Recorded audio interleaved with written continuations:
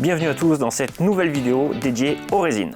Les résines ou matrices sont des matériaux qui sont utilisés dans le domaine des composites pour tenir les fibres ensemble. Elles permettent ainsi aux efforts d'être répartis sur le plus grand nombre de fibres possible.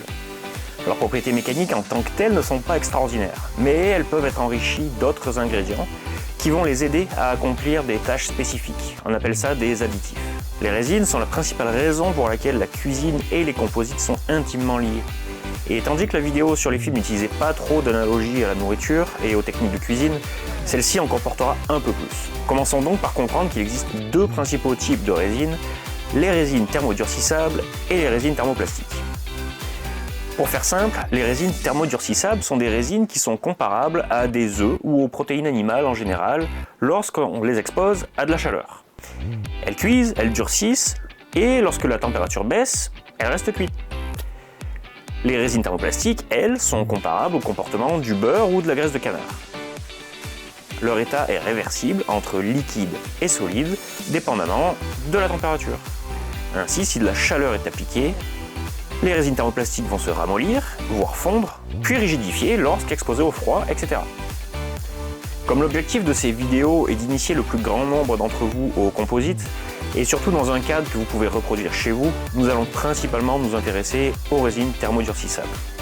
En effet, celles-ci sont disponibles dans le commerce et sont souvent connues sous le nom de résine époxy ou résine polyester.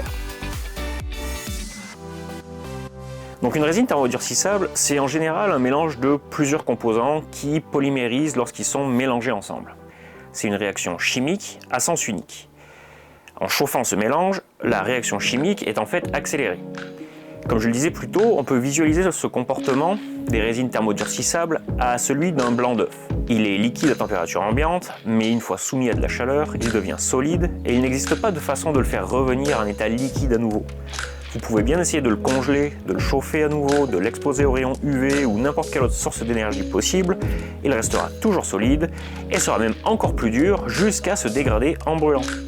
Il s'agit exactement de la même chose pour les résines thermodurcissables. Donc comme je le disais, il y a des résines thermodurcissables que vous allez pouvoir retrouver dans le commerce. Ce sont les résines polyester et époxy, mais il existe également d'autres types de résines thermodurcissables, telles que les résines vinylester ou polyuréthane, qui peuvent avoir des propriétés et des applications différentes. Toutes ces résines ont des points communs. Elles posséderont le même aspect de surface que le moule avec lequel elles ont été mises en contact. Ce qui veut dire que si votre pièce est moulée sur une surface brillante et lisse comme un miroir, alors la résine polymérisée sera elle aussi polymiroir. Et s'il y a un défaut sur votre moule, alors ce défaut se retrouvera également sur la résine polymérisée. C'est tout à fait comparable au moulage de chocolat tempéré. Si le moule dans lequel le chocolat est versé possède une certaine texture, alors cette même texture se retrouvera à la surface du chocolat. Deuxième point commun, ces résines adhèrent vraiment bien quasiment à tout type de matériaux. Ce qui veut dire qu'il faut faire extrêmement attention à utiliser un agent démoulant sur les zones qui ne doivent pas être collées ensemble. Tout comme l'on beurre un moule à pâtisserie pour éviter qu'un gâteau n'accroche, on applique du démoulant sur nos moules en composite. Cela peut paraître évident pour certains, mais sachez qu'il arrive bien trop souvent que du démoulant a été oublié ou mal appliqué à la surface du moule et que la pièce reste bloquée. On devra ensuite jeter le moule et la pièce aux poubelles, ce qui peut vite coûter très cher.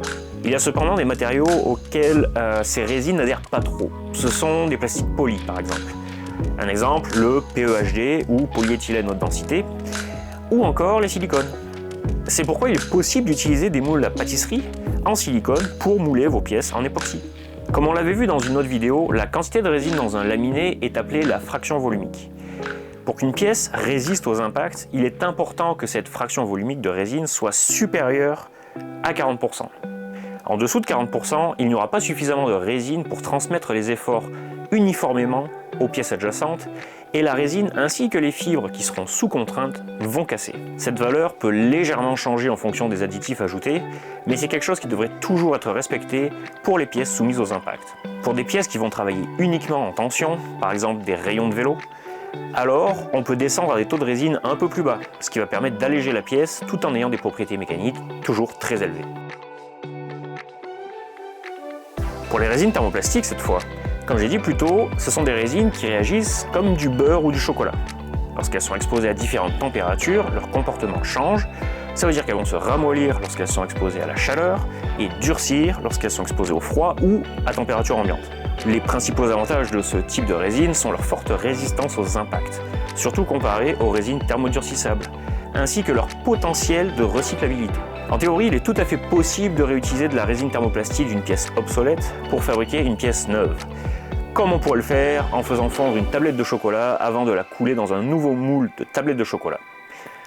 La réalité est un peu plus complexe que ça, et nous verrons pourquoi dans une prochaine vidéo. Il y a également deux sous-familles de résines thermoplastiques qui impliquent différents procédés. Il y a les résines à polymérisation in situ et les thermoplastiques prélaminés. Les résines thermoplastiques à polymérisation in situ utilisent des procédés similaires aux procédés liquides des résines thermodurcissables. Plusieurs composants sont mélangés ensemble, une réaction de polymérisation se produit, un exotherme se dégage qui accélère la polymérisation et ultimement la pièce est polymérisée. Ces résines sont souvent utilisées dans des pièces pour lesquelles il serait compliqué de fabriquer des préformes avec des prélaminés thermoplastiques. Ces fameux prélaminés thermoplastiques, eux, comme leur nom l'indique, sont vendus sous forme de feuilles ou de rubans de fibres déjà enrobés de résine thermoplastique durcie. Il peut s'agir d'un seul pli de fibre, donc d'une seule couche, ou bien de déjà plusieurs plis avec différents angles prélaminés ensemble. Ces feuilles ou rubans ne collent pas au toucher, à température ambiante. Et cela permet d'éviter la manipulation de résine liquide et de fibres sèches, ce qui garantit un environnement de travail très propre. Peu importe le type de plastique utilisé, la mise en œuvre de ces laminés fonctionne toujours de la même manière. Un préforme est créé à l'aide d'une ou plusieurs couches, et il est généralement très proche de la forme finale de la pièce à fabriquer. Si plusieurs couches sont nécessaires, on va venir les souder à l'aide d'ultrasons pour que ces couches tiennent ensemble avant de les placer dans le processus de moulage.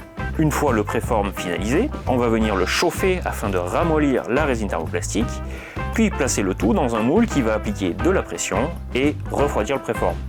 Et ainsi, en quelques secondes, on peut obtenir une pièce composite thermoplastique, ce qui sera parfaitement adapté à des procédés demandant une forte automatisation.